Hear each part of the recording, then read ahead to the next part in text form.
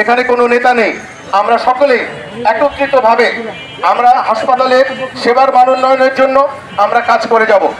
এখানে উপস্থিত আছেন আমাদের বিভিন্ন স্তরের চিকিৎসকবৃন্দ, উপস্থিত আছেন ইন্টার্নিবৃন্দ, উপস্থিত আছেন আমাদের ছাত্রছাত্রীরা, উপস্থিত আছেন আমাদের নার্স, আমাদের মেডিকেল টেকনোলজিস্ট, আমাদের কর্মচারীবৃন্দ, যারা সকলে স্বাস্থ্য সেবার জন্য দিনরাত পরিশ্রম করে যাচ্ছেন।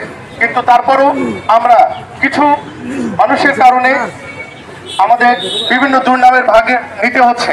আমরা দিনের পর দিন এই অবস্থা চলতে দিতে পারি না। আমরা পরিবর্তন চাই।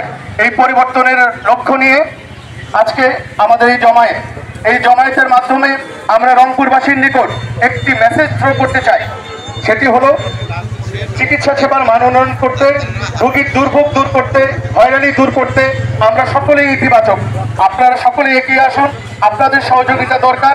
আমরা বিভিন্ন পেশার মানুষ, রংপুরের বিভিন্ন স্তরের নেতৃবৃন্দ, রাজনৈতিক নেতৃবৃন্দ